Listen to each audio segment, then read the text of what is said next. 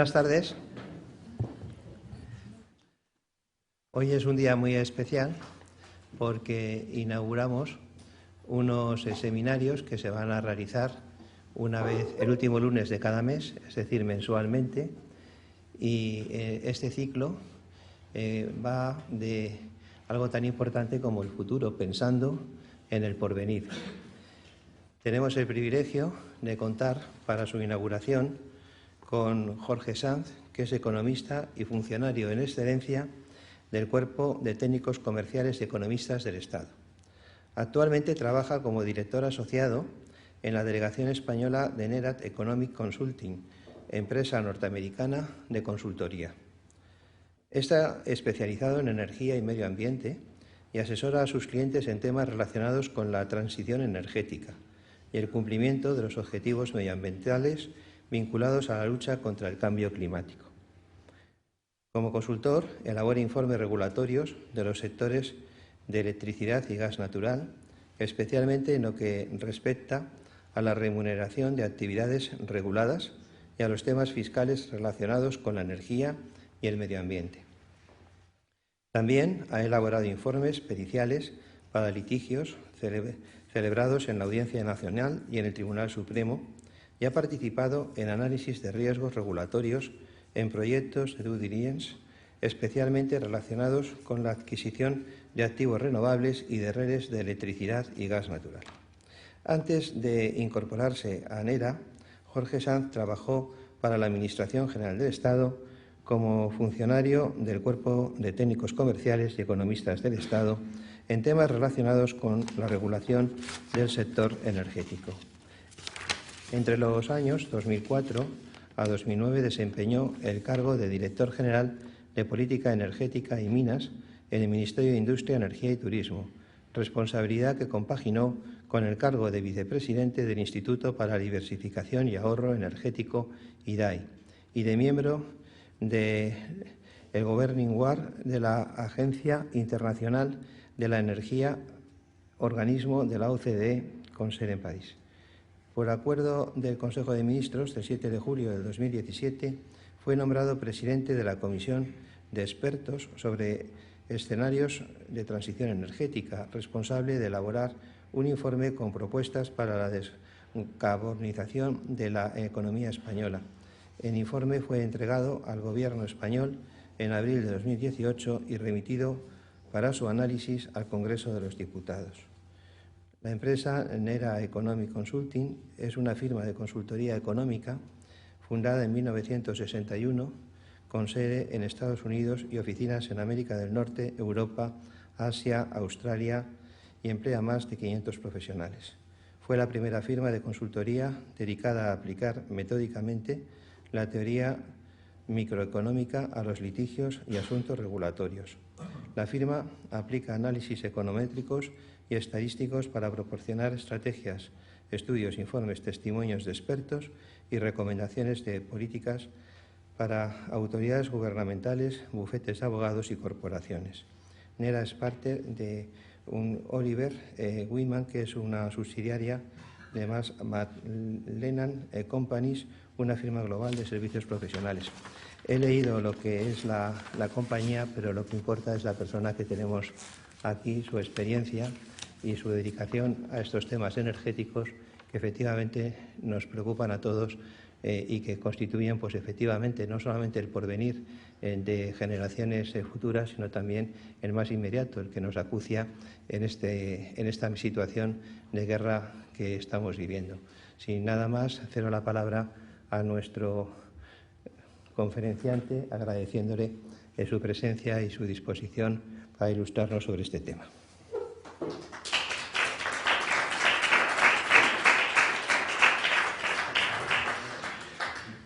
Pues buenas tardes a todos y muchas gracias. Muchas gracias al colegio por invitarme. Y bueno, ya sabéis que el sector energético es un sector que está de moda, siempre está de moda. Y siempre por malas noticias, nunca da buenas noticias. Entonces, es complicado contarlo todo, es complejo y con el tiempo que tenemos he decidido centrarme en algunos temas de actualidad que creo que pueden ser interesantes para vosotros, ¿no? En concreto voy a contaros sobre el debate acerca de las tecnologías para descarbonizar. Sabéis que tenemos el reto de descarbonizar la economía europea y también la española, y hay un debate sobre qué tecnologías están disponibles, cuáles van a ganar esta carrera, porque es una carrera tecnológica, y cómo se posicionan las empresas en este proceso, ¿no? El segundo tema, que también está de actualidad, es sobre el mercado eléctrico marginalista, esto de que los kilovatios hora se pagan todos al mismo precio con independencia de cuál sea el coste de producción. La nuclear tiene un coste, la eólica tiene un coste, el gas tiene otro, pero todas se pagan al mismo coste y hay gente, bueno, que esto lo critica. Entonces voy a intentar explicaros por qué se hace así y racionalizar este debate. Y el último va a ser también relacionado con otro tema de actualidad, que es lo habréis escuchado en los medios de comunicación. Hay que construir un nuevo gasoducto de interconexión con Francia por los Pirineos, sí, no. Bueno, ¿cuál es la racionalidad económica que debería haber detrás de estas decisiones si lo que nos importa no es el impacto político y mediático de los anuncios, sino el bienestar social? Esto es lo que voy a intentar transmitiros. Y el hecho de haber estado en la administración pública pues me sirve mucho porque como economista del Estado pues he sido un servidor público y si algo me ha interesado ha sido defender el interés general. Voy a empezar con el primero de los temas, que es el de las tecnologías de descarbonización. Seguro que sabéis que hay un alto consenso científico acerca de que detrás del cambio climático está la mano del hombre. Esto hay que consultar la ciencia, no es una opinión personal. Y Naciones Unidas, ya desde finales del siglo pasado, empezó a promover la firma de acuerdos a nivel internacional para llegar a compromisos por parte de los Estados firmantes y luchar contra el cambio climático. La Unión Europea ha ido mucho más deprisa. Y se ha planteado sus propios objetivos al margen del ritmo que impone Naciones Unidas. De hecho, os lo recuerdo en la transparencia, ya hay una norma, un reglamento europeo, que plantea para toda la Unión a nivel global una descarbonización en el año 2030 del 55% respecto de los niveles de emisión de gases de efecto invernadero que había en el año 1990. Ese es el objetivo que hay ahora mismo en la normativa europea. Y para el año 2050, en esa misma norma, se habla de emisiones netas cero. ¿Qué quiere decir emisiones netas cero? Quiere decir que en ese año tendremos que ser capaces de capturar el mismo CO2, los mismos gases de efecto invernadero, pero casi todo es CO2, no solo, pero casi todo. Tenemos que ser capaces de capturar el mismo que emitamos. Es decir, tiene que haber un flujo en doble dirección y lo mismo que emitamos tenemos que ser capaces de capturarlo, bien por medios naturales, los medios naturales son los bosques, que son sumideros de carbono, o por medios artificiales. Hay métodos artificiales para capturarlo y secuestrarlo o almacenarlo. Bien, esos son los objetivos de la Unión Europea y son muy ambiciosos. Y España, entre otros, ha plasmado su compromiso con la Unión Europea en lo que se llama el PNIEC, Plan Nacional Integrado de Energía y Clima, donde nuestro objetivo es reducir nuestras emisiones en un 23% respecto de los niveles de 1990 en el año 2030. Es un objetivo que está obsoleto, porque este menos 23% era compatible con el objetivo anterior de la Unión Europea, que no era el 55, era el 40. Entonces todos estamos a la espera del nuevo PNIEC, en el que todos los Estados miembros tenemos que ser un poco más ambiciosos, porque si no, no llegaríamos al menos 55. Digamos que la Comisión Europea ha aceptado planes para llegar al menos 40. Ahora hay que ser más ambiciosos todos para llegar al menos 55. Bien, dicho esto, también os cuento que de todos los gases de efecto invernadero, el 75% de las emisiones vienen del consumo de energía. Solo el 25% es consumo, o sea, se emiten no relacionados con el consumo de energía. Pues, por ejemplo, la quema de rastrojos en el campo por parte de la agricultura, incluso la descomposición de residuos y de las heces de la ganadería son muy contaminantes, se pudren y emiten gases de efecto invernadero. Bien, las medidas que se suelen plantear a nivel regulatorio dejan al margen la agricultura, la ganadería y suelen centrarse sobre todo en el sector energético, básicamente porque es el principal emisor, el 75%. Y hay tres formas de reducir las emisiones en el sector energético, que son las que tenéis ahí. Una es sustituir consumo de energías fósiles por renovables. Otra es, si no hay más remedio que seguir consumiendo fósil, capturemos y almacenemos el CO2 que hemos emitido, lo que se llama el CCS, Carbon Capture and Storage en inglés, de ahí vienen las siglas, y luego actuaciones en inversiones de ahorro energético. Las tres permiten reducir las emisiones, pero detrás de cada actuación siempre hay una inversión y por lo tanto hay un coste. Eso hace que nos planteemos los economistas racionalizar la transición energética. ¿Cómo podemos transitar hacia una economía baja en carbono al mínimo coste para la sociedad? ¿Y por qué planteamos este debate? Porque mínimo coste es equivalente a maximización del bienestar social. Para maximizar el bienestar social lo que hay que hacer es conseguir un objetivo con el mínimo coste posible. Bien, ¿qué tecnologías tenemos? Voy a enumerarlas y voy a intentar daros algún breve comentario acerca de cada una de ellas. Podemos generar electricidad con energía eólica, con solar fotovoltaica, con solar térmica, quemando biomasa o con energía hidroeléctrica. Podemos mezclar derivados del petróleo con biocarburantes. Podemos fabricar combustibles sintéticos y limpios como el hidrógeno verde o el biogás. Podemos capturar y secuestrar el carbono, al que ya he hecho referencia, y también podemos hacer actuaciones en inversión de ahorro energético, por ejemplo, aislar térmicamente un edificio, ¿vale? Entonces, la pregunta es, ¿cómo de posicionados están todas estas tecnologías de cara a la transición energética? Esa es la primera pregunta. ¿Y cómo debería la Administración, el regulador, adoptar las medidas para garantizar que esta descarbonización la conseguimos al menor coste y, por lo tanto, al máximo bienestar para la sociedad? Empiezo con la descripción de las tecnologías. Seguro que muchos de los temas que voy a comentar ya los conocéis, pero creo que vale la pena hacer una breve referencia. La generación eléctrica con energía eólica y energía solar fotovoltaica. Las menciono en primer lugar porque a día de hoy son las únicas que son rentables. Nada más. Todo lo que voy a decir a continuación ya no es rentable. Estas son las únicas tecnologías que han conseguido ser rentables. Antes no lo eran y a base de muchos años con subvenciones que han conseguido promover las actuaciones, la fabricación de turbinas, la fabricación de paneles ha conseguido economías de escala y cuando se hacen muchas a nivel internacional los costes medios bajan. Bien, las dos cifras que tenéis ahí representan la segunda, los megavatios que hay instalados en el año 2020. Por ejemplo, en eólica, en el año 2020 había 28.000 megavatios. Y la primera, 22.000, es el incremento de potencia que el PNIEC plantea entre el año 2020 y el año 2030. Es decir, que en el 20 tenemos 28.000 megavatios y el Gobierno anuncia que entre el 2020 y el 2030 habrá 22.000 más. Bien, gracias a que estas dos tecnologías son rentables a día de hoy, es por lo que cuando se habla de descarbonización se suele utilizar el símil de la electrificación. Descarbonizar es electrificar, no es una casualidad, es por esto. Es porque son las únicas tecnologías de reducción o que permiten evitar emisiones de gases de efecto invernadero que a día de hoy son rentables. ¿Cuál es el problema de estas dos renovables para producir electricidad? Bueno, son baratas, son limpias, pero no son firmes. ¿Qué quiere decir que no son firmes? Bueno, pues que no sopla el viento cuando nosotros queremos, ni sale el sol cuando nosotros queremos. Entonces puede haber un divorcio entre la evolución de la demanda, que sigue su ritmo, y la evolución de la producción renovable, que sigue otro, ¿no? Entonces necesitamos lo que se llaman tecnologías de respaldo, tecnologías que sepan cubrir esa brecha que hay entre la demanda y la producción de electricidad con renovables.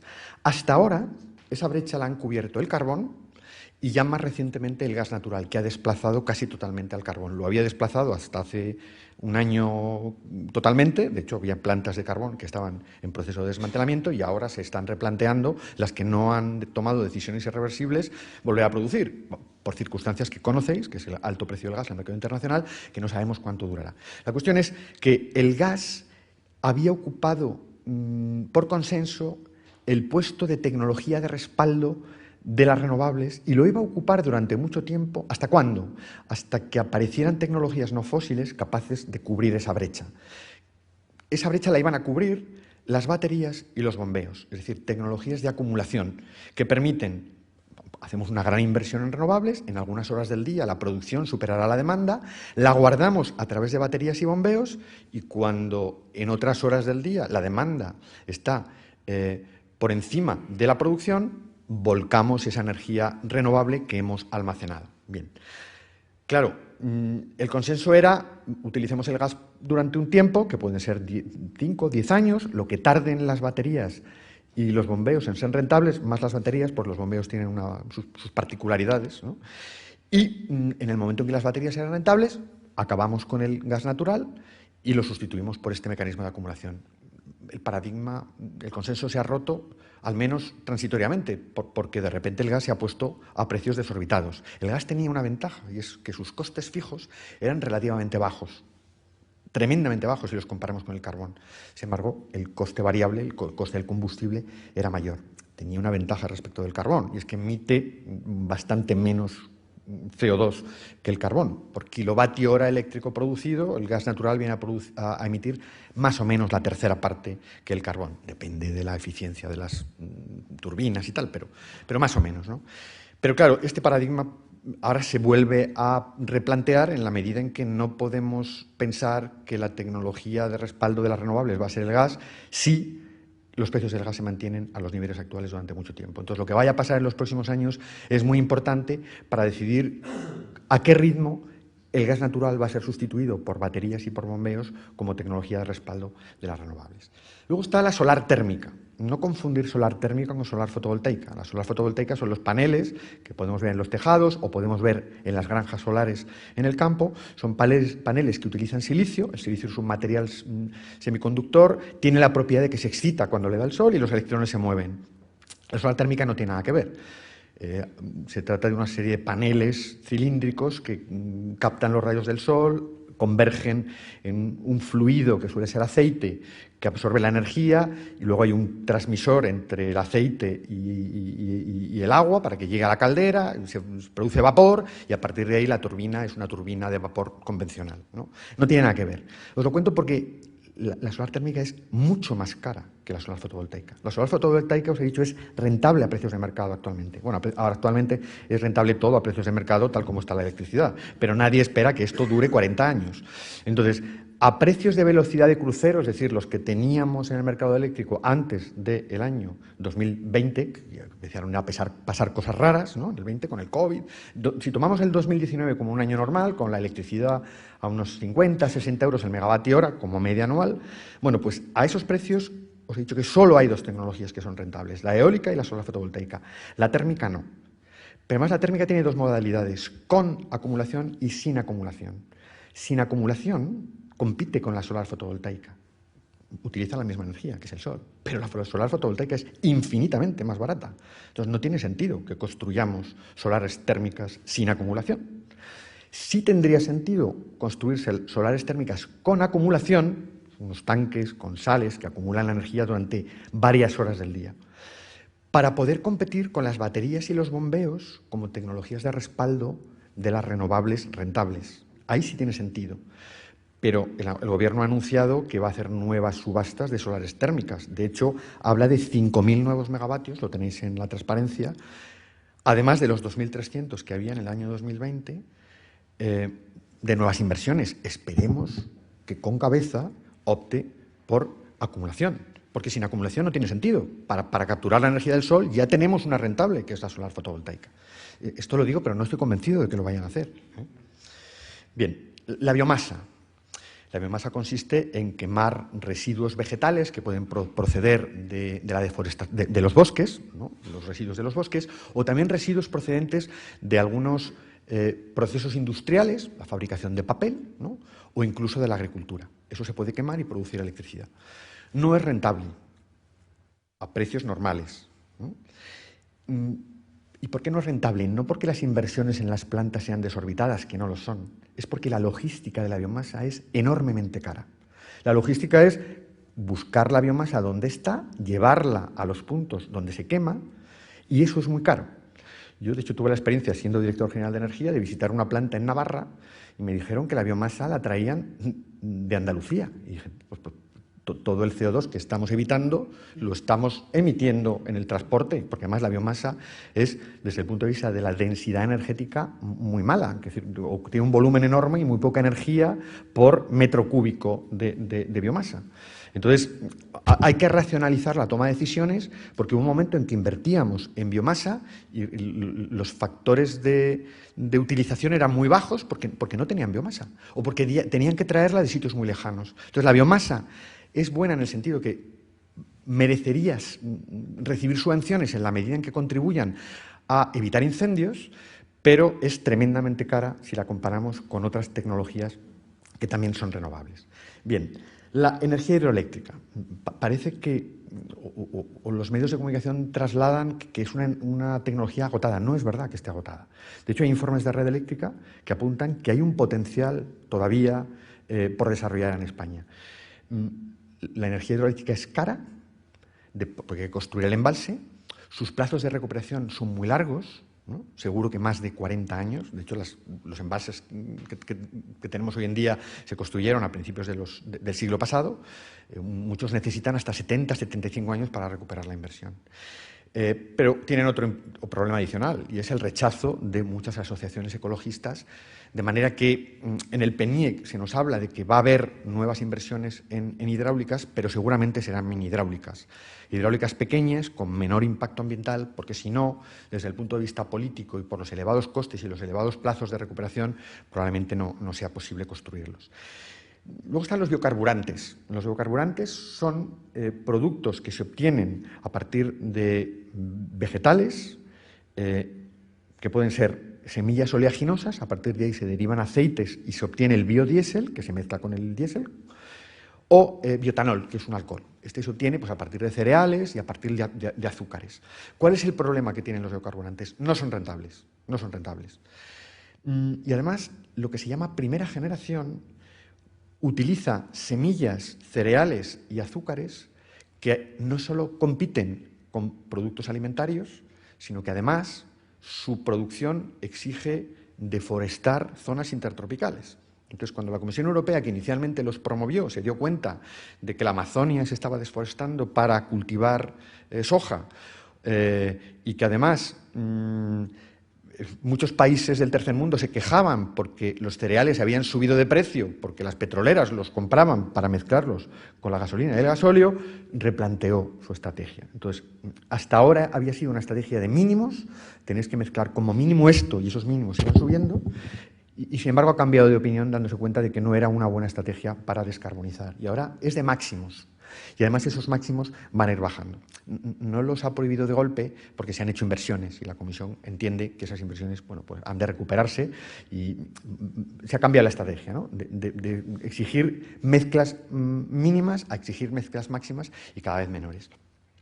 Lo cual quiere decir que los biocarburantes no van a ser la solución para descarbonizar y además no son rentables. Luego tenemos el biogás. El biogás es metano, igual que el principal componente del gas natural. Lo que pasa es que este se fabrica de una forma artificial. ¿Cómo se fabrica? Pues a partir de basura. Cuando los productos orgánicos se descomponen, si hay oxígeno, se descomponen en CO2, y si en lugar de oxígeno hay hidrógeno, se descomponen en metano, que es el biogás. Entonces, de esa forma artificial se puede producir metano y luego volverlo a quemar. Inconveniente, es muy caro. Y además, su recorrido está delimitado por la disponibilidad del recurso. Es que no hay basura suficiente en el mundo para abastecer las necesidades de energía que tiene el mundo actual, ¿no? Entonces, sí, pueden hacer aportaciones, necesitan subvenciones, pero no tienen un gran recorrido. El hidrógeno verde. El hidrógeno verde es un caso particular de lo que se llaman gases sintéticos, gases limpios. Hay más, ¿no? Pero el más famoso es el hidrógeno verde. Bien, el hidrógeno se puede producir de muchas maneras. Como sabéis que el hidrógeno es hipercombustible. Se combina con el oxígeno, da lugar, produce agua, pero emite mucho calor, ¿no? Entonces, el hidrógeno se puede producir de muchas maneras, por eso lo de los colores, y el verde se le asocia al hidrógeno cuando se produce o se fabrica utilizando electricidad limpia, porque es la única forma de no emitir CO2. Hay otras modalidades, el gris, pero para que no emita CO2 tiene que ser verde, es decir, tiene que producirse con electricidad limpia. Limpia quiere decir electricidad a su vez producida con renovables. Vale. Su recorrido va a ser limitado, aunque las empresas digan lo contrario. Algunas empresas dicen lo contrario. ¿Y por qué? Yo os lo voy a explicar y es muy sencillo. Si para fabricar hidrógeno verde necesitamos electricidad limpia, o sea, la electricidad limpia es un insumo, un factor productivo del hidrógeno verde. Cualquier consumo energético que sea electrificable jamás se va a plantear utilizar el hidrógeno verde, porque se ahorra todos los costes asociados a la cadena de valor del hidrógeno y se queda con la electricidad limpia, ¿vale? ¿Quién va a recurrir al hidrógeno verde? Pues procesos, consumos energéticos que no sean electrificables. ¿Cuáles son? Pues en la industria los hay, por ejemplo, la fabricación de baldosas. Necesitan altas temperaturas, no les vale la temperatura que se puede alcanzar con la electricidad y, por lo tanto, no tendrán más remedio que utilizar gases limpios, por ejemplo, el hidrógeno verde. El transporte marítimo no vale la electricidad. El transporte aéreo tampoco. Pero en casa, los domésticos, no necesitamos hidrógeno verde. ¿Por qué? Porque será más barato poner bombas de calor, que son eléctricas, para calentarnos, vitrocerámica para cocinar o vehículos eléctricos para transportarnos. Entonces, el recorrido será muy limitado. Y como es muy limitado, habrá muy pocos consumidores que lo necesiten y no tiene ningún sentido llenar España ni la Unión Europea de hidroductos, que también hay empresas que los defienden. Tienen sentido si fuéramos muchos los consumidores y al repartir la financiación de esas infraestructuras entre todos, tocáramos a poco. Pero es que va a haber muy pocos que van a consumirlo. Entonces, ¿qué tiene sentido? Fabricar el hidrógeno junto a la planta que lo necesita. En Castellón hay muchas fábricas de cerámica, todas juntas. Fabriquemos el hidrógeno verde allí cerca y que no haga falta transportarlo, directamente se consume y si fuera posible, ni siquiera almacenarlo, porque almacenar hidrógeno también consume energía. Bien, es decir, que del hidrógeno verde se habla mucho, pero se habla sin racionalidad económica. Tiene futuro, pero es un futuro muy limitado a determinados usos energéticos. ¿Cuáles? Los no electrificables, ¿vale? Bien, la captura y secuestro del carbono es enormemente cara y además en España es prácticamente imposible después de lo que pasó con Castor. Recordaréis que era un almacenamiento que se pensaba para almacenar gas natural, es verdad que se necesitaba en aquel momento, y bueno, la inyección de gas en los almacenamientos subterráneos induce sismicidad, eso pasa en todos, en este caso se llegó a ciertos niveles y se decidió cancelar la concesión al concesionario. Entonces, en España, además, plantea un problema político. Y además os recuerdo que dio lugar a la imputación de 18 funcionarios, entre ellos yo. O sea, que el caso me lo conozco. ¿Vale? Bien, tecnologías para el ahorro. También se puede evitar emisiones de CO2 promoviendo el ahorro energético, pero también hay que hacer inversiones. Esto de el ahorro lo primero, que hay gente que lo dice, no, el ahorro lo primero no, lo más barato lo primero. Y puede que haya inversiones en ahorro que no sean baratas, de hecho las hay que no son nada baratas. Yo destaco tres. Una es la bomba de calor. La bomba de calor no es más que el aparato de aire acondicionado que en lugar de meter el frío dentro y echar el calor fuera, lo hace al revés. En invierno puedes meter el calor dentro y dejar el frío fuera.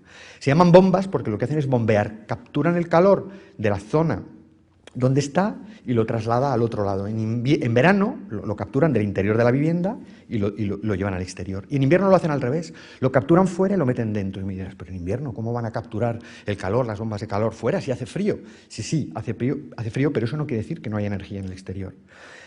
Para que no haya nada de energía en el exterior tendríamos que estar a menos 273 grados centígrados. Y estamos en invierno en España, bueno, pues a 0, 5, 10... A esas temperaturas hay mucha energía en el exterior. Y la bomba lo que hace es capturarla. Y por cada kilovatio hora de electricidad es capaz de meter dentro hasta 5 kilovatios hora de calor. Depende de la eficiencia y depende de la zona en la que se ponga la bomba. Si la zona es más meridional, son más eficientes. Si es menos meridional, en la zona montañosa, pues pierden eficiencia. Pero son una forma muy interesante de ahorrar energía. Consigues ahorros de hasta el 80%, en media. Luego están las calderas de condensación. Estas permiten también conseguir ahorros porque aprovechan una parte del calor que antes se perdía en los gases de expulsión a la atmósfera. Y luego están las inversiones en aislamiento térmico de edificios, que consiguen ahorros del 50%. Pero lo relevante no es el porcentaje del ahorro, lo relevante es cuánto cuesta evitar 1 tonelada de CO2 en cada una de esas tres opciones. Y ya os digo que la más barata es la bomba de calor. El aislamiento térmico de edificios es enormemente caro porque hay que forrar las casas, hay que poner una capa exterior aislante, hay que poner un andamio y eso es muy caro. Entonces, si hacéis los números, nosotros como somos consultores los hemos hecho, nos sale que la bomba de calor es mucho más barato como mecanismo para descarbonizar que hacer aislamiento térmico de edificios. Y entonces diréis, bueno, ¿y cómo el gobierno en el PNIE que ha anunciado que va a cambiar media España haciendo aislamiento térmico de edificios? Pues porque no ha pensado. Si lo hubiera pensado, si tomara decisiones pensando en el mínimo coste, pues empezaría promoviendo las bombas de calor, que evitan CO2 a un coste menor. Estas cosas pasan porque en la Administración falta análisis. Yo lo puedo decir yo, que he trabajado en la Administración. Bueno, la nuclear. ¿Tiene papel la nuclear en la descarbonización? Claro que tiene. Como que no emite CO2, emite otras cosas, emite residuos radiactivos, que tienen su propia problemática que no podemos ignorar. pero son una opción. Bien, no es lo mismo la nueva construcción, la construcción en nuevas instalaciones que el alargamiento de vida. No es lo mismo. ¿Por qué? Porque el coste medio de una nueva instalación nuclear, ya os digo que está por encima de los 100 euros el megavatio hora, durante 40 años. Es decir, una central nuclear necesitaría vender electricidad durante 40 años a un precio de al menos 100 euros el megavatio hora para recuperar la inversión. Antes de la pandemia, que estaba el pool a 60, esto era inviable, ¿no? Ahora, que está a unos precios desorbitados, pues alguien puede plantear, resucitemos el debate nuclear. Ya, ¿pero esto va a durar 40 años? Pues tal vez no. Y si no dura 40 años, la inversión no se recupera. Entonces, yo cuestiono la posibilidad de construir nuevas instalaciones nucleares. Pero en España tenemos otro debate antes, la extensión de vida de las existentes. Tenemos 7.100 megavatios que ya tienen un calendario de cierre. Y para extender la vida de las nucleares, el proceso es muy sencillo. Las empresas se ponen en manos del Consejo de Seguridad Nuclear, que evalúa las condiciones de seguridad de la central, establece qué inversiones adicionales hay que hacer, y las empresas lo que tienen que hacer es números, y decir, me amplían la vida durante 10 años, me exigen estas inversiones, me cuesta tanto. Con los márgenes que obtengo en el mercado, márgenes operativos, es decir, diferencia entre ingresos y costes de explotación, ¿voy a poder a lo largo de esa extensión de vida, de este periodo, recuperar la inversión con rentabilidad? ¿Sí o no? Si es que sí, harán las inversiones. Si es que no, no las harán. Bueno, algunas empresas, no todas, pero algunas ya anunciaron que no tenían ningún interés en extender la vida de las nucleares. ¿Por qué? Pues porque los gobiernos, primero uno y luego el otro, han aprovechado la fiscalidad sobre las nucleares para extraer rentas, reducir sus márgenes operativos, y son tan exiguos que a día de hoy jamás se van a plantear la extensión de vida de las nucleares, a pesar de que sería bueno para el interés general. Entonces os lo dejo ahí. ¿Hay margen para que las nucleares contribuyan a la extensión, a través de la extensión de vida, a la descarbonización? Sí. ¿Esas inversiones de extensión de vida son rentables? Sí. Pero no lo serán si se mantiene la fiscalidad actual. Hace falta un compromiso político por parte de los gobiernos de no cambiar los marcos regulatorios y no cambiar la fiscalidad, y incentivo a las empresas para que vean que tienen posibilidades de recuperar las inversiones con esos márgenes y hacer las inversiones. Bien, como voy muy mal de tiempo, solo quiero plantearos cómo debe actuar el gobierno, ¿no? Entonces, el gobierno lo que no tiene que ser es caótico a la hora de diseñar la estrategia para promover la descarbonización. Tiene que pensar con la cabeza. Entonces, hay dos formas de conseguir la descarbonización. Una es utilizar las señales de precio para que los precios guíen a los agentes económicos y que sean ellos los que tomen las decisiones, y otra es dar subvenciones. ¿En qué consiste la estrategia de la señal de precio? Pues la señal de precio incentiva las inversiones cuando el precio se forma de forma correcta. ¿Qué quiere decir que el precio se forme de forma correcta? Pues que refleje la escasez de la energía. Es decir, sea el resultado del cruce entre la oferta y la demanda. Si el precio se forma como resultado del cruce entre la oferta y la demanda, si la fiscalidad es ambiental, y la fiscalidad es ambiental no porque lo diga la exposición de motivos de los impuestos que cree el gobierno, es ambiental si la base imponible es proporcional a la tasa de emisión de cada producto energético y si el tipo impositivo refleja el daño ambiental. Eso no lo cumple ningún impuesto en España, a pesar de que las exposiciones de motivos de las leyes, todas motivan la creación de los impuestos con base ambiental. Pero ninguno es ambiental realmente, porque en ninguno la base imponible es proporcional a la tasa de emisiones y en ninguno el tipo impositivo se ha calculado de forma que refleje ningún daño. Si se hiciera así, de una forma natural, los agentes económicos tomarían las decisiones de inversión en aquellas estrategias de descarbonización que consiguen reducir las emisiones al mínimo coste. Y eso maximizaría el bienestar social.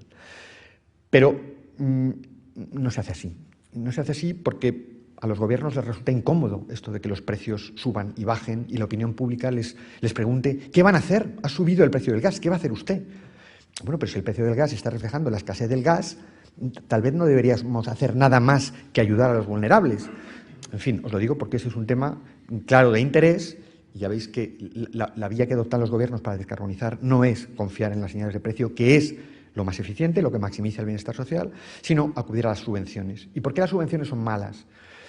Primero, porque solo llegan a quien recibe la subvención. Quien no la recibe no tiene ningún interés en tomar ninguna decisión. Y además, en tiempos de apreturas presupuestarias, pues no llegan a mucha gente porque no hay dinero. Con lo cual tienen un alcance limitado. Y además son discrecionales. Los gobiernos deciden qué subvencionan y qué no subvencionan. Y a veces subvencionan las tecnologías que resulta que son las que descarbonizan al mayor coste, como el aislamiento térmico de edificios. Sería mucho mejor para el bienestar social confiar en que funcionen los precios y el gobierno proteja exclusivamente a los vulnerables, siendo enormemente generoso en la definición de consumidor vulnerable, que dedicarse, que es lo que hace, a subvencionar la energía, distorsionar las señales de precios y hacer que los agentes económicos no inviertan en lo más eficiente, sino que estén esperando a la próxima subvención que dé el gobierno para hacer las inversiones, ¿vale? Bien, me paso al debate del marginalismo. Voy a ir deprisa.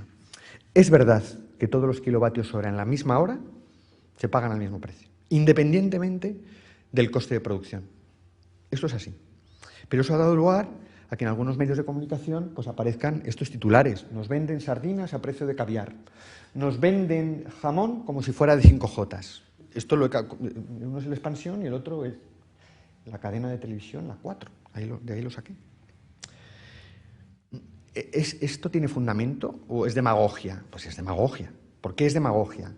Pues que las sardinas y el caviar no son el mismo producto. Ni el jamón serrano ni el pata negra no son el mismo producto. Y sin embargo todos los kilovatios hora son iguales. Son exactamente iguales. De hecho, si hay un producto que es absolutamente homogéneo es el kilovatio hora. ¿Vale? Entonces, esto es falso. Por lo cual... Pero es verdad que todos los kilovatios hora se pagan al mismo precio. Y eso no es intuitivo. Hay mucha gente que me lo discute. Pero si cuesta menos, ¿por qué no pagamos menos? Bueno, entonces os voy a poner un ejemplo para que sepáis por qué hay un absoluto consenso a nivel técnico en la Comisión Europea, en los técnicos de los Estados miembros, en ACER, que es la agencia que coordina a todos los reguladores acerca de que el mercado tiene que ser marginalista, porque todos los mercados son marginalistas, todos, absolutamente todos. Y os voy a transmitir un ejemplo para que tengáis la intuición de por qué valorar un producto al coste de producción te lleva a situaciones que no son buenas para el bienestar social. Y os voy a poner un ejemplo. El ejemplo consiste en suponer que vivimos en un país como España, en el que solo hay centrales hidráulicas. Imaginaos que solo tuviéramos centrales hidráulicas para producir electricidad. Y que además todas hubieran recuperado la inversión. Entonces, ¿cuál es el coste fijo de estas centrales? Cero, porque han recuperado la inversión, ¿no? Y además, el agua es gratis, porque cae y llueve y no tenemos que gastar dinero en ningún combustible. ¿Cuál es el coste de producir electricidad en este país imaginario que tiene estas centrales hidroeléctricas en las que la inversión ya se ha recuperado? Pues es cero.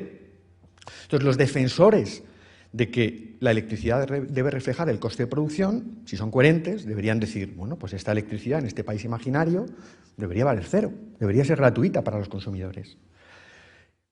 Claro, pero el agua es escasa y no hay en los embalses todo el agua que queremos, solo el que ese año, bueno, pues la climatología haya decidido regalarnos. ¿Cuánto creéis que tardaríamos en tener problemas de suministro si regaláramos la electricidad porque no cuesta producirla en este país imaginario? Pues muy poco, porque la demanda percibiría una señal de abundancia y consumiría como si el agua fuera infinita, y no lo es. Rápidamente tendríamos problemas de suministro. De esto ya se dieron cuenta los economistas hace 200 años, porque hasta 200 años todas las teorías económicas para calcular el valor de las cosas se basaban en los costes de producción. El último economista que se basó en costes de producción fue Carlos Marx, fue el último. Pero ya a finales del siglo XIX y principios del XX se desarrollaron teorías nuevas. Y las teorías nuevas demostraron que la señal de precio debe reflejar la escasez de los recursos, solo la escasez de los recursos. Si un recurso es escaso, tiene que ser caro. Y si es abundante, tiene que ser barato. Y no importa para nada lo que cueste producirlo, solo importa la escasez. Si lo que queremos es maximizar el bienestar social, los economistas solo nos movemos maximizando el bienestar social. Entonces, después se han formalizado estas teorías. Y puedo demostraros, si a alguno le interesa, necesitas un cierto aparato matemático que, si comparamos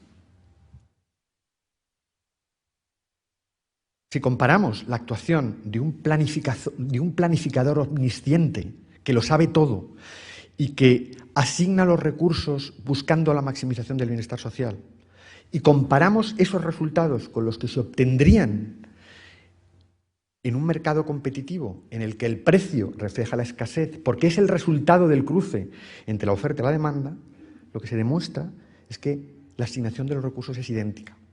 Si alguien está interesado en esto, me contactáis, Marta tiene mi correo y estoy disponible en la página de NERA, y es muy fácil, es hacer unas derivadas y ver que las condiciones de primer orden son las mismas. Por eso hay un absoluto consenso a nivel europeo acerca de que el mercado que tenemos es el mercado que asigna correctamente los recursos. Entonces, la excepción ibérica, manipular los precios, solo sirve para trasladar a los consumidores una falsa señal de abundancia que nos va a llevar a consumir más gas del que maximizaría el bienestar social. A los políticos no siempre les importa el bienestar social, les importa muchas veces ser reelegidos.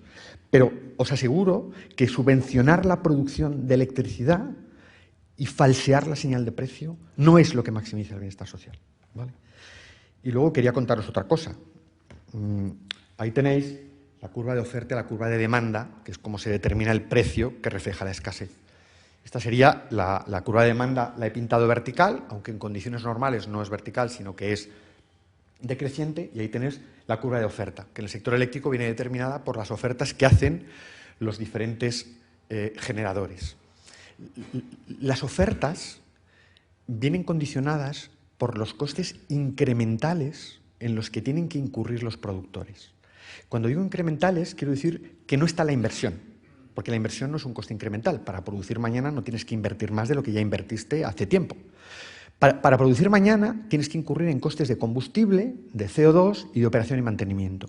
Eso es lo que se refleja en esas líneas rojas que son la oferta. Y la última oferta, esta, es la que determina el precio. La última es la que determina el precio que cobran todos los generadores. Pero eso no quiere decir que la diferencia entre el precio, que es este, y el coste incremental, que es este, vaya a la cuenta de resultados de las empresas y se lo lleven los accionistas. No. Porque la curva roja es solo el coste incremental, es el combustible y el CO2. Con las flechas verdes, con lo que ingresan por encima de lo que han ofrecido de su oferta al mercado, lo que ocurren es la inversión. Ahí es donde recuperan la inversión. Entonces, cuando se nos traslada que esos son beneficios caídos del cielo, no, es que se han hecho inversiones y con eso se recuperan las inversiones, ¿vale? Entonces, hay mucha confusión con esto, ¿no? Bueno, el mensaje es que es verdad que el precio lo determina la última oferta necesaria para cubrir la demanda, eso es cierto. Es el precio que refleja la escasez, es el que maximiza el bienestar social porque es el que minimiza los costes. Y además, la diferencia entre la línea roja y el precio no se la lleva el accionista. No es rentabilidad, quiero decir, es con lo que se devuelve la inversión. El accionista ha puesto 100 y tendrá que recuperar 105. Entonces, todo no es rentabilidad. Una parte es que la ha puesto previamente, es la recuperación de la inversión, ¿vale? Bien, tenía más cosas que contaros, pero me voy a pasar al último de los temas para que pueda haber preguntas. MidCat. ¿Tenemos que construir MidCat? Ya sabéis el lío que se ha montado. ¡Oh, qué pena! Falta gas en Centro Europa porque Rusia va a cortar el suministro. Si construyéramos un nuevo gasoducto de interconexión por los Pirineos, España estaría en condiciones de llevar el gas a Europa. Ese es el mapa de las infraestructuras gasistas en España. Fijaos que esto son centrales de regasificación. Tenemos muchas. Tenemos 7. Una de ellas, en Gijón, parada desde el mismo día en que se terminó su construcción, ¿vale? Bien, entonces ahora hay quien dice, no, hagamos una interconexión por el Pirineo. Pero claro, tenemos que ver también lo que hay al otro lado del Pirineo. Y al otro lado del Pirineo, como veis, bueno, pues hay un gasoducto más pequeño, que es de menor presión. Aquí hay gasoductos de mayor presión. Y aquí Francia tiene 2 plantas de regasificación. Entonces, fijaos, tiene sentido, y en España no tenemos yacimientos de gas, no tenemos yacimientos de gas. El 60% del gas que llega a España llega por barco, gran parte al puerto de Barcelona. Entonces, ¿qué es lo que queremos hacer? Construir un gasoducto de interconexión por los Pirineos para que el barco llegue a Barcelona, bombeemos el gas a través del Pirineo, forcemos a Francia, tal vez ampliar la red de gasoductos que tiene en la costa mediterránea o, sin duda, invertir las estaciones de compresión, porque ahora mismo Francia bombea en la dirección este-oeste, no oeste-este, porque el gas le entra por Marsella, ¿vale? ¿No será más barato que el barco que iba a ir a Barcelona lo llevemos directamente a Marsella? Bueno, pues solo Macron se ha dado cuenta de esto, ¿no? Ni Scholz ni nuestro presidente han hecho ningún número, ¿vale? Y la pregunta es esa, ¿cómo se racionaliza la construcción de infraestructuras tan costosas y que necesitan 40 años para recuperar la inversión? Y entonces aquí os voy a poner un ejemplo muy sencillo, y es el cuento que yo llamo el del lechero, no el de la lechera, que eso os lo sabéis seguro, sino el del lechero, que me lo he inventado yo. Supongamos que un día vamos a Asturias y descubrimos que la leche allí es más barata que en Madrid, y que hay una diferencia notable. Y entonces, como somos empresarios de corazón, decimos, bueno, si yo me compro una furgoneta y hago viajes a Asturias y vuelvo, aprovechando la diferencia de precios, puedo ganar dinero, pero tengo que comprar la furgoneta, y la furgoneta no es barata. Bueno, pues si eres un lechero avispado, harás números. ¿Y qué números vas a hacer? Pues no son de ingeniero naval. Digo ingeniero naval porque creo que es una de las carreras más complicadas. Tal vez aeronáutico sea más difícil. Yo soy economista solo. Con lo cual a esto llego. ¿Qué haría este lechero racional? Diría, bueno, ¿qué voy a ingresar? Voy a ingresar la diferencia entre el precio de la leche entre Madrid y Asturias, pero tengo que ver cuántas botellas me caben en la furgoneta, cuántos viajes al año puedo hacer entre Asturias, Madrid y vuelta, y cuántos años me va a durar la furgoneta. Esos son los ingresos, ¿vale? Y los costes, hay un coste fijo, que es el coste de la furgoneta. ¿Y los variables? Pues el número de viajes anuales por el coste del gasóleo ida y vuelta, más lo que me cueste el seguro. Y cualquier inversor racional va a comparar los ingresos con la suma de costes fijos y variables. Y solo si los ingresos superan a la suma de costes fijos y variables, se le plantea, aborda la inversión. Bueno, pues en las infraestructuras energéticas no es más complicado, es lo mismo. Donde antes ponía el precio de la leche, ahora pongo el precio de la electricidad o del gas en España y en Francia. En lugar de la furgoneta, la capacidad de interconexión, el número de horas al año, los años que va a durar la infraestructura, el coste fijo es el coste de la inversión, el coste variable es el coste de operación y mantenimiento que voy a tener cada año por el número de años. Esto en España no se ha hecho durante décadas. Se planificaban las inversiones y no había el mínimo análisis coste-beneficio. Bueno, alguien lo haría, pero al Ministerio os garantizo que no llegaba, ¿no? Ahora ya sí se hacen, pero se hacen porque lo obliga a hacerlos la Comisión Europea. Menos mal, ¿no? Bien, ¿cuál es el problema? El problema es que quien hace la planificación de las inversiones en infraestructuras energéticas en España, y estoy hablando de electricidad y de gas, es el mismo que las construye y que las rentabiliza sin riesgo. Hay un claro conflicto de intereses. Entonces, mientras esto funcione así, pues hay un sesgo a construir infraestructuras que sobran. Y así se explica que tengamos la central de regasificación del Musel en Gijón, que está parada e hibernada desde el mismo día que se terminó de construir. Y fui yo quien firmé la autorización administrativa, así que me lo sé. Es decir, que no me puede decir que no, pero que estaba yo, ¿vale? Bueno, me hubiera gustado detenerme en más cosas, pero me han pedido que acabara antes de -10 y haciendo un esfuerzo cumplido. Entonces, si alguno tenéis alguna pregunta, pues estoy a vuestra disposición.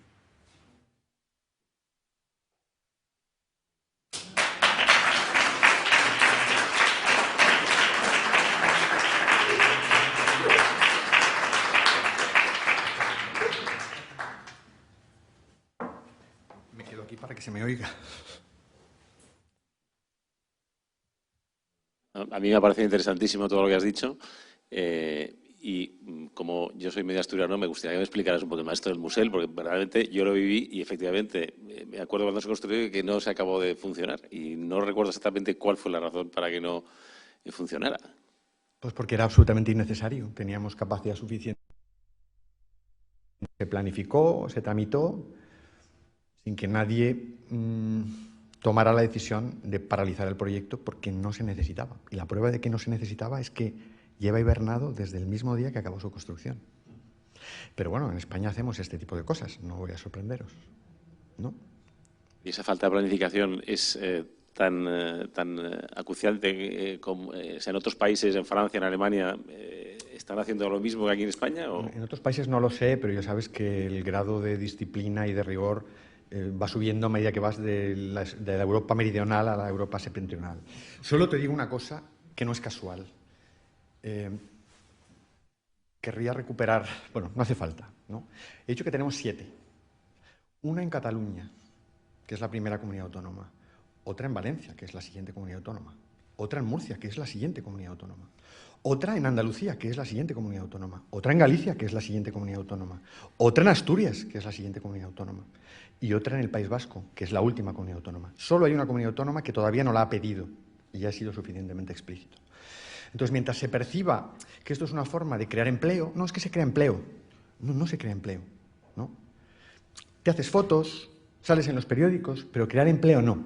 Y os voy a explicar por qué no se crea empleo. Nuestro lechero no crea empleo. ¿Por qué no crea empleo? Porque esa furgoneta que ha habido que fabricar para él, es verdad que ha habido mano de obra detrás que ha fabricado esa furgoneta. Pero él se ha tenido que endeudar para comprarla. Y la furgoneta la tiene en la puerta de casa porque no le salen los números, si es el caso del Musel, y no le va a proporcionar ningún beneficio. Y para devolver el crédito va a tener que renunciar a otras inversiones o a grandes consumos. No va a poder irse a Canarias de vacaciones o va a tener que sacrificar otros consumos que también hubieran creado empleo. Entonces, no se crea empleo, se cambia empleo de unas actividades por otras, nada más. Y nada garantiza que haya creación de empleo. Lo que hay es claramente una pérdida de bienestar, porque nuestro lechero sale frustrado. Ha hecho mal los números, la furgoneta la tiene parada porque no le compensa y ya no se puede ir de vacaciones a Canarias. Entonces, construir infraestructuras que no se necesitan no solo no crea empleo, sino que reduce el bienestar social. Puede que para el análisis ayude ser economista, pero creedme, no hace falta ser un lince para entender esto. ¿Vale? Lo que pasa es que en la política esas cosas no importan. Lo que importa es, ya tenemos otra planta de regasificación que ha creado empleo.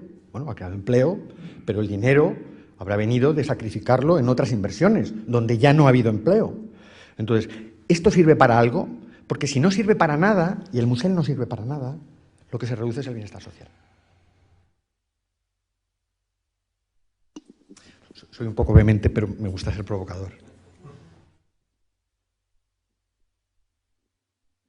Un comentario nada más que la verdad es que has deshecho, a base de pinceladas, algunos tópicos que estamos acostumbrados a leer prácticamente casi todos los días. Por ejemplo, el tema del hidrógeno verde, con mucha frecuencia, sobre todo Expansión, que es el periódico quizá que hoy más objetivo, pero que más contiene información de este tipo de temas. El hidrógeno verde, por ejemplo, y el biogás. Se está vendiendo que las granjas industriales y tal es un sistema que pueden utilizar, pero bueno, esos son comentarios. Yo tengo 2 preguntas desde hace tiempo que formulo de vez en cuando en foros, pues como puede ser este. Nadie discute la utilización del sistema fotovoltaico y del sistema eólico. Pero las 2 preguntas son, una primera, ¿se ha analizado realmente el impacto que puede tener concretamente en el clima? Porque yo vengo oyendo, sobre todo en determinadas regiones de España, Andalucía, Extremadura, que frecuento con frecuencia, ¿verdad? La duda de agricultores de que en un futuro determinado, lo mismo que hay 50.000 productos y sistemas que cuando pasan los años muestra que afecta al clima. Punto primero. Segundo, ¿qué va a pasar con los residuos? Es decir, todas las plantas que se están llevando a cabo, ¿verdad?, van a permitir en el futuro que los elementos que utilizan sean todos controlables.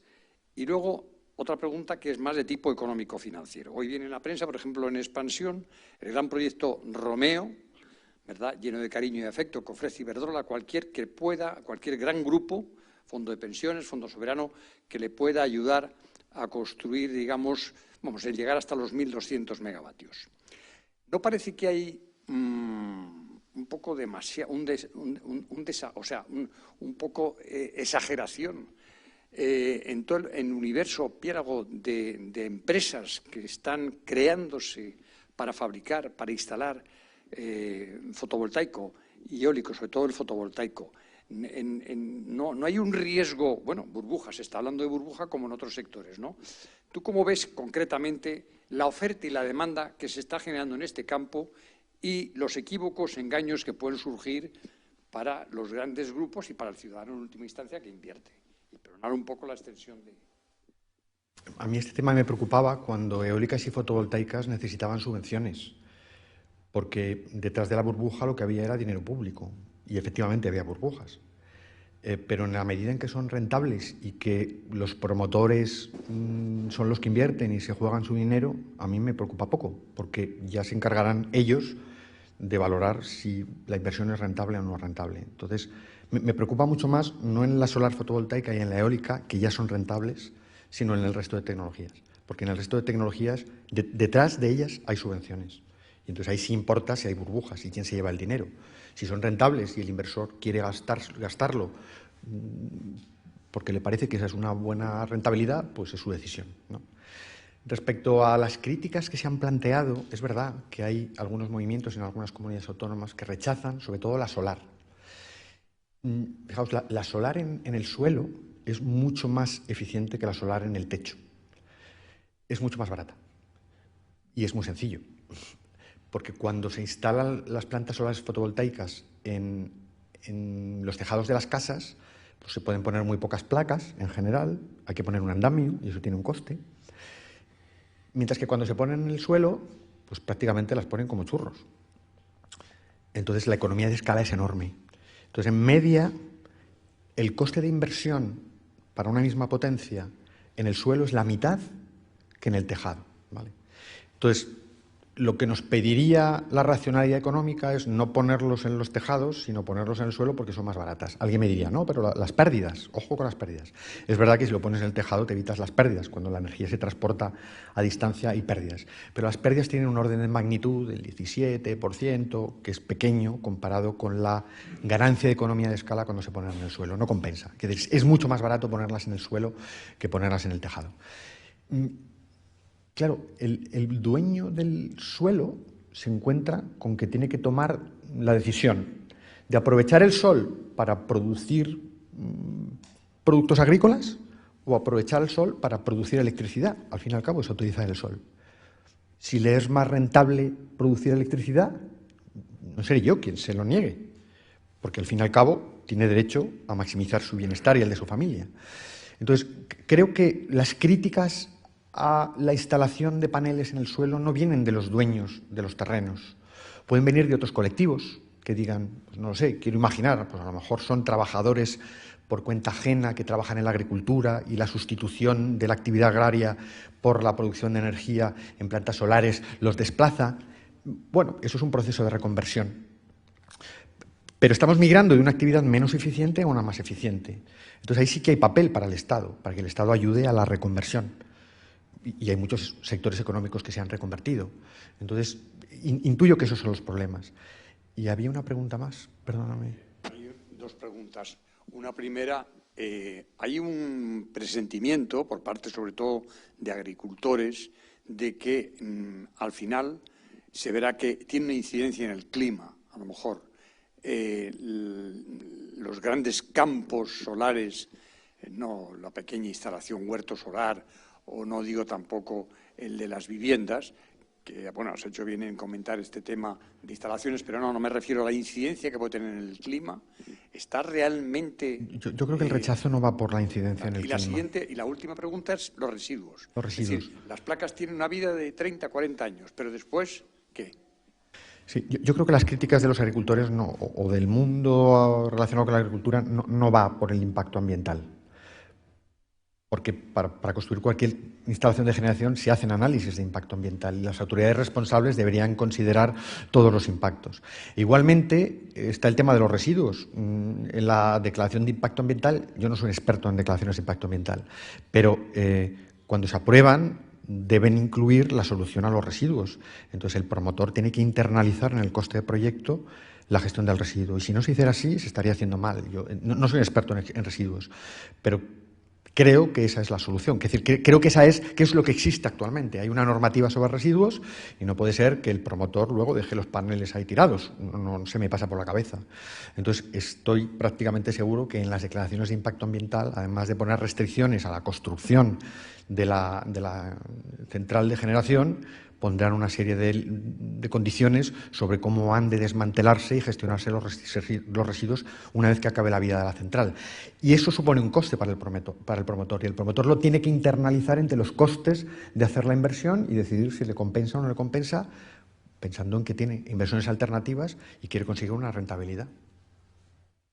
No debería ser un problema la gestión de los residuos.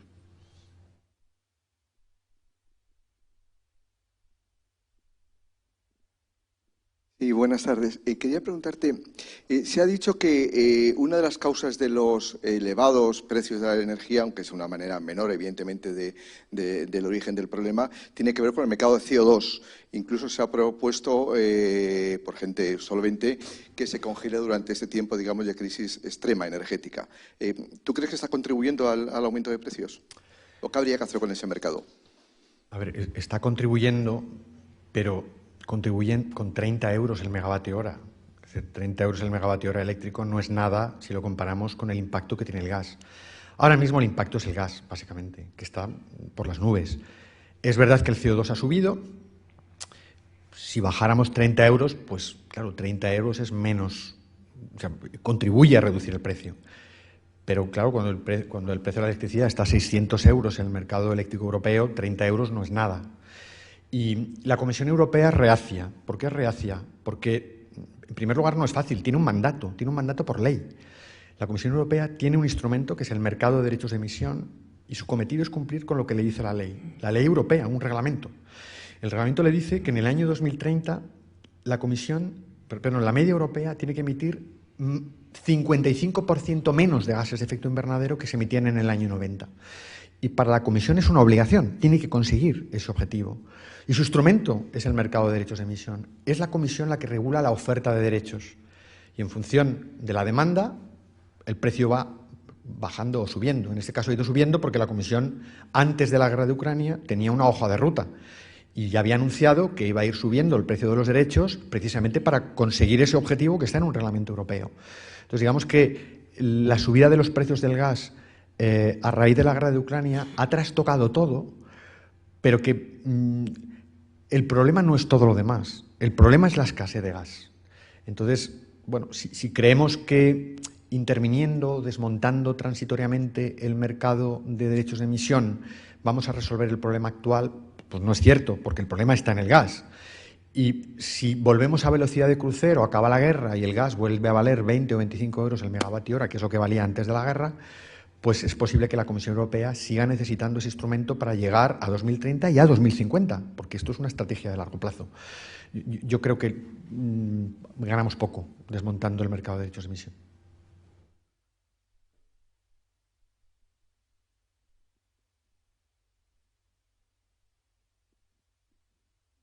Buenas tardes, muchas gracias. Mi pregunta era sobre la renovable marina, eólica marina, ¿no? En el Mar del Norte, en el Báltico, con muy poca profundidad, muy pocos peces, arenques y poco más. Se ha desarrollado muy fácilmente. ¿Qué sucede en el caso de la península ibérica, ¿no? En el que, bueno, el mar es mucho más profundo y tenemos mucha más riqueza de fauna? Bueno, pues la eólica marina tiene la ventaja de que es mucho más eficiente porque en el mar hay mucho más viento que en la tierra, y en España tiene un problema. En el norte no hay plataforma continental, enseguida hay grandes profundidades y lo caro de la eólica marina es cimentarla, es ponerla en el suelo, ¿no? Y en el Mediterráneo, que es donde sí hay plataforma, lo que tenemos son turistas que no quieren ver los parques eólicos. y comunidades autónomas que no quieren verlos tampoco. Entonces, si se terminan desarrollando y consolidando los parques eólicos, que no hay que cimentarlos, sino que son flotantes, pues puede que tengan una oportunidad en algunas zonas del norte. Pero aquí ya interviene también la política. Es que a los turistas no les gusta ver los parques eólicos, prefieren ver el mar. Y no nos olvidemos que el turismo es el 10% del PIB en España. No soy capaz de inclinarme por una solución.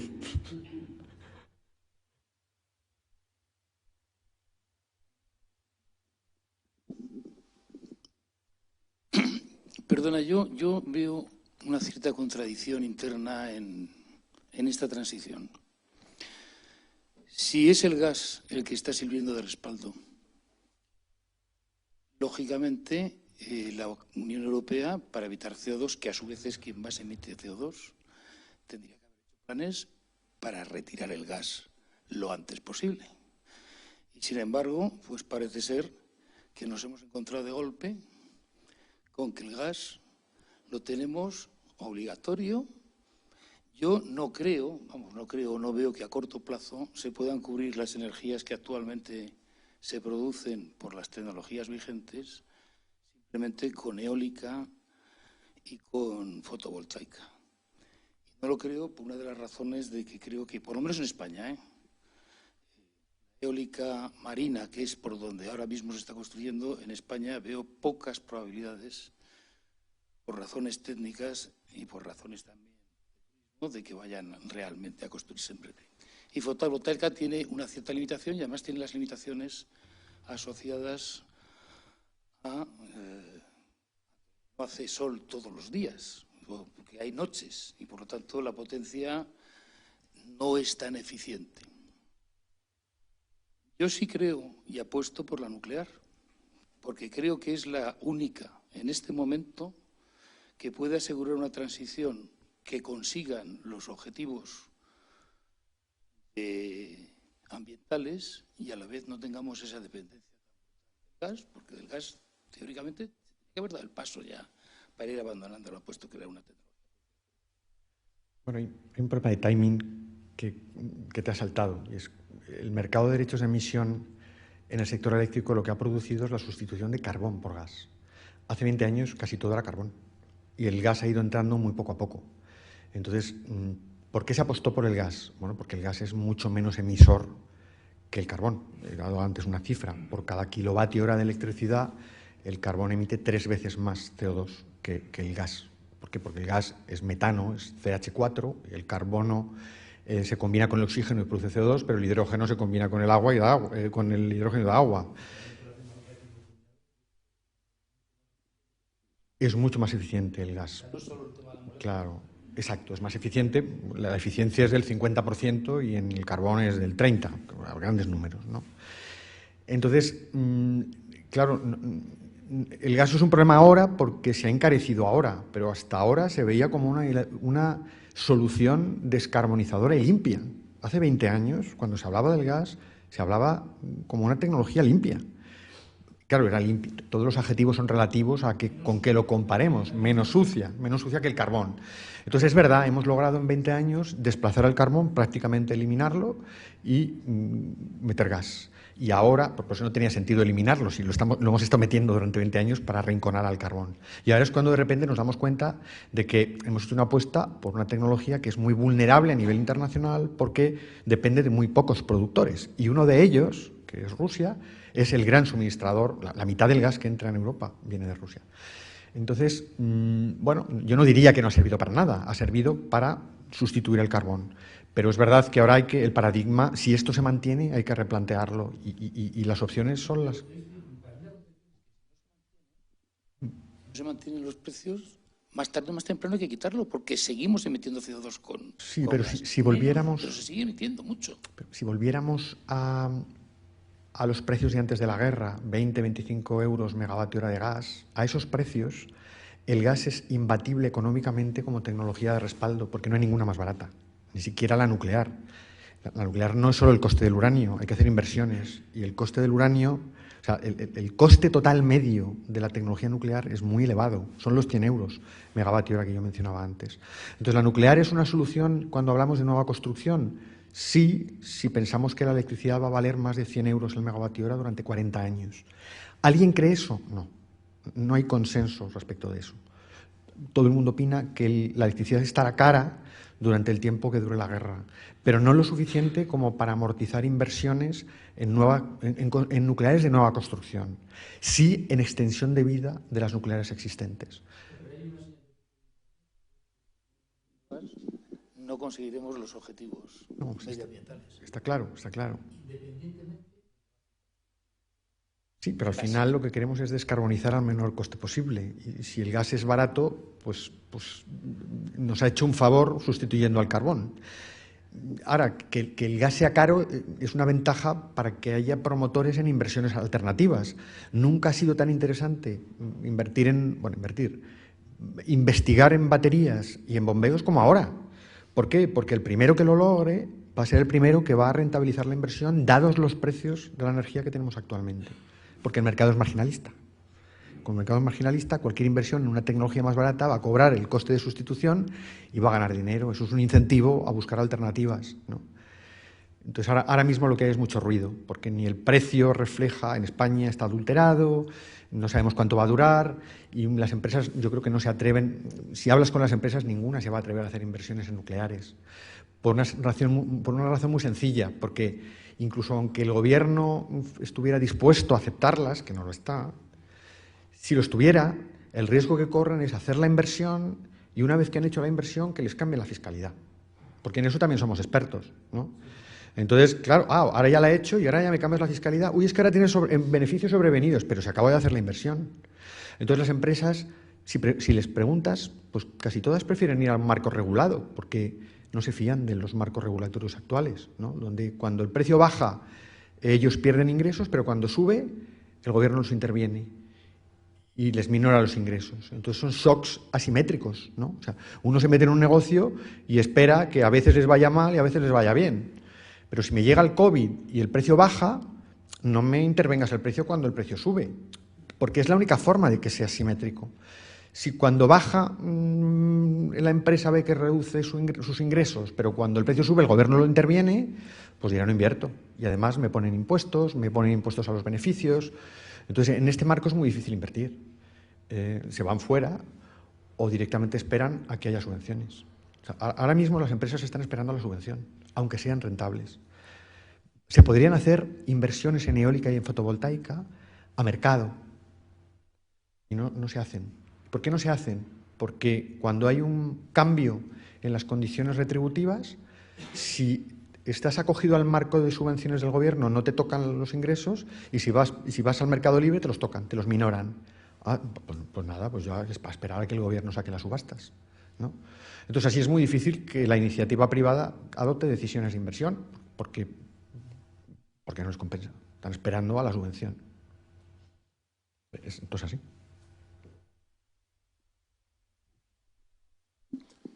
Ante todo, gracias por la exposición. Me ha parecido muy clara y transparente dentro del tiempo que disponía. Y dos preguntas.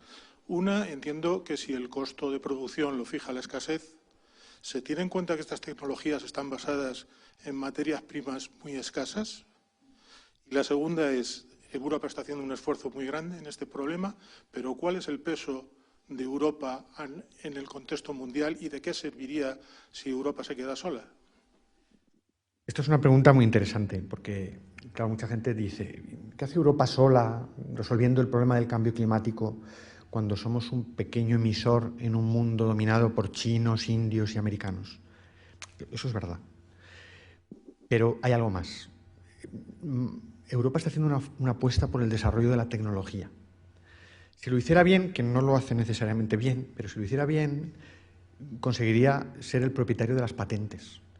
Y el que consiga las patentes es el que consigue los royalties, es el que se hace el dueño del sector energético en el mundo, ¿no? Si esa fuera la estrategia de Europa, sería la correcta, ¿no? Hay algunos países que la han aprovechado, otros no, España no. Lo está haciendo China.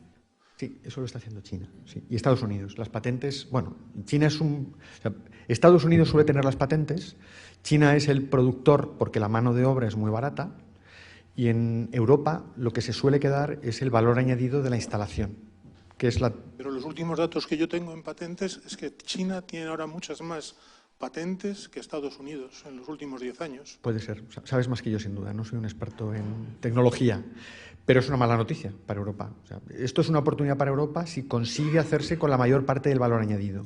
Una la tiene asegurada, que es la instalación, porque los instaladores están aquí, pero otra parte del valor añadido es la patente, ¿no? La propiedad industrial.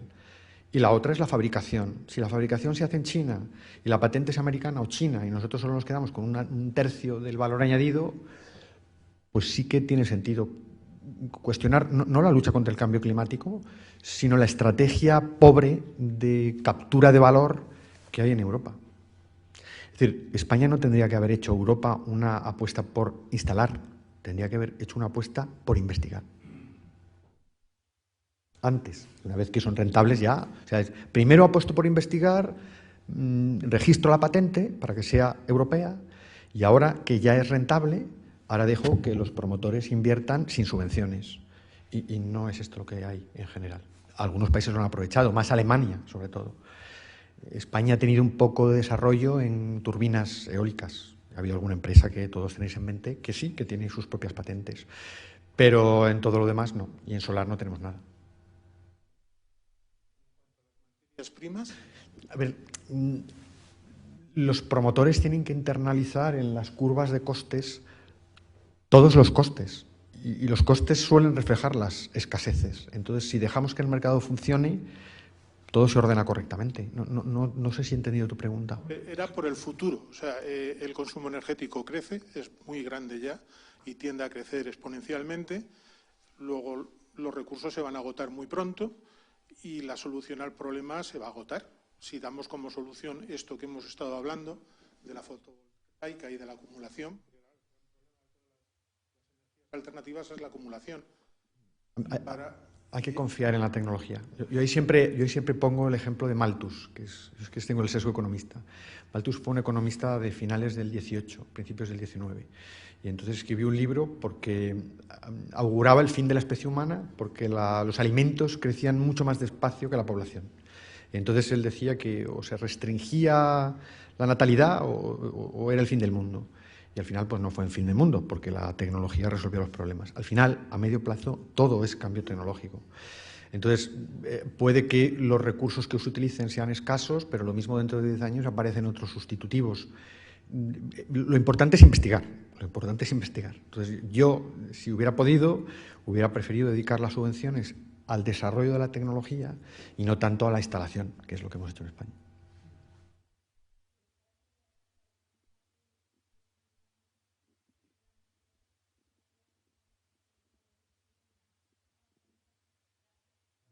Gracias por las preguntas.